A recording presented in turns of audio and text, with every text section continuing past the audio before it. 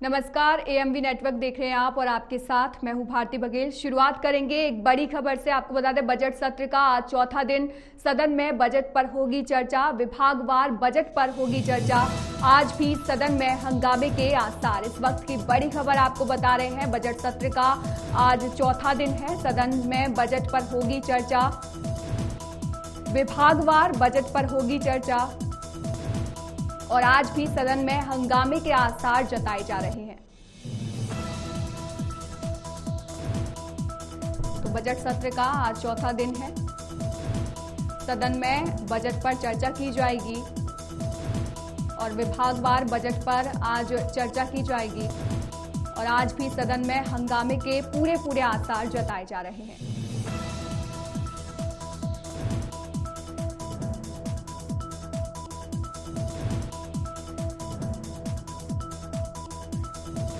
उत्तराखंड में धामी सरकार के बजट को लेकर आज बजट सत्र का चौथा दिन है और आज बजट पर चर्चा की जाएगी। विभागवार इस पर पूरी रणनीति तैयार की जाएगी और चर्चा में सभी का जो जनार्दन है वो लिया जाएगा, सभी की राय ली जाएगी। सबका क्या कुछ कहना है बजट को लेकर, वो सारी राय धामी सरकार के नेतृत्व में की जाएगी और आज भी हंगामे के आसार सदन में जताए जा रहे हैं विपक्ष की ओर से। तो ये बड़ी खबर आपको बता रहे हैं बजट सत्र से जुड़ी हुई।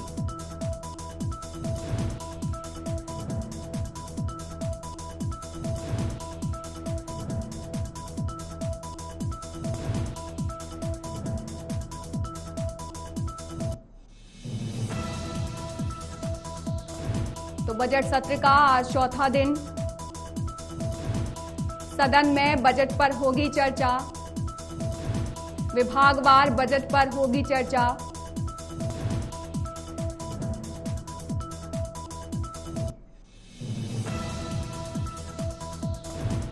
वहीं अधिक जानकारी के लिए हमारे संवाददाता पवन दीक्षित लाइव जुड़ गए हैं। पवन, क्या कुछ अपडेट है आज? बजट सत्र का आज चौथा दिन है और आज चौथे दिन की जो कार्रवाई जैसे ही 11 बजे शुरू होगी और उसके बाद में जो विपक्ष का रवैया है वो एकदम आक्रामक है, क्योंकि अभी हम लोगों की बात हुई है नेता प्रतिपक्ष यशपाल आर्या से और कांग्रेस के वरिष्ठ नेता पूर्व नेता प्रतिपक्ष रहे प्रीतम सिंह से। उनका साफ तौर पर कहना है कि सरकार के पास भ्रष्टाचार पर बोलने के लिए, बचाव करने के लिए कोई भी शब्द नहीं है।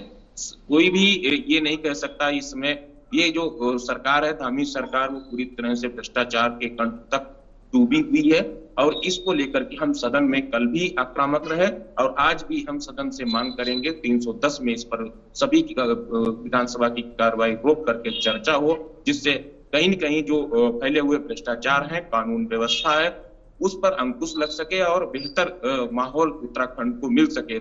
इसको लेकर के आज भी सदन में हंगामा होने के आसार हैं।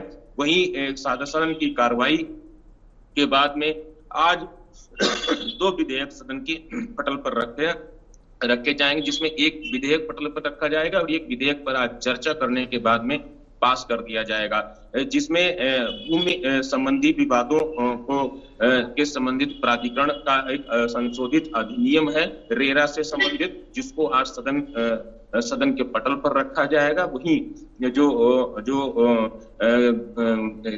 गिरोहबंदी अधिनियम से संबंधित एक संशोधन विधेयक है, जिस पर आज चर्चा करने के बाद में उसे पास कर दिया जाएगा। तो आज की अभी तक की जो बिजनेस है, जो सदन की कार्रवाई है, तो ये रहेगी और उसके बाद में सदन में विभागवार बजट पर चर्चा होगी। चर्चा करने के बाद में विभागवार बजट पास किया जाएगा। जैसे पवन, हम बात करें विभागवार बजट पर चर्चा होगी, उसकी पूरी प्रक्रिया कैसे होगी वो विस्तार से बताएं आप।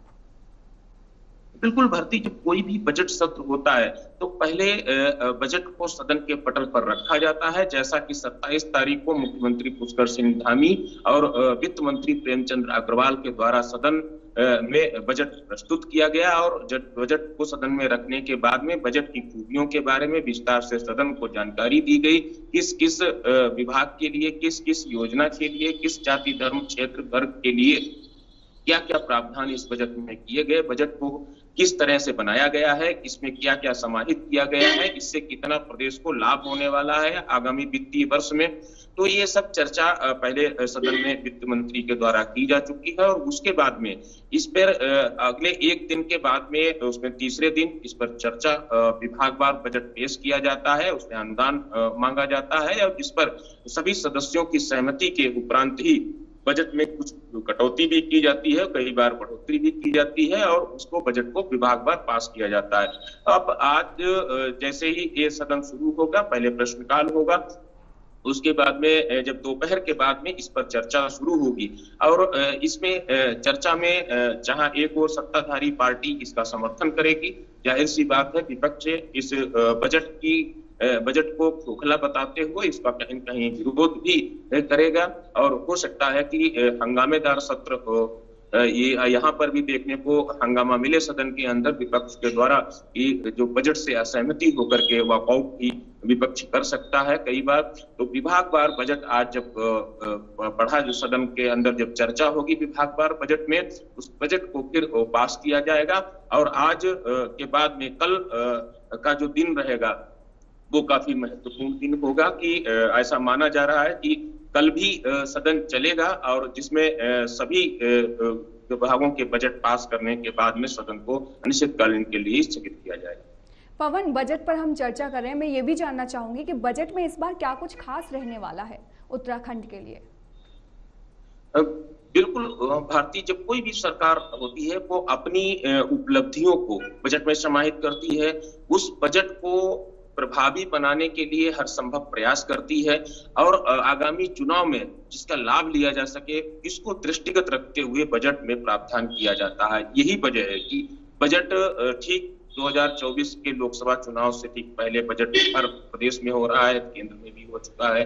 तो ऐसे में इस बजट में जो प्रावधान किया गया है उसमें महिलाओं को अपनी ओर खींचने के लिए, महिलाओं को अपने वोट में कन्वर्ट करने के लिए, महिलाओं के उत्थान के लिए तमाम योजनाएं लाई गई हैं।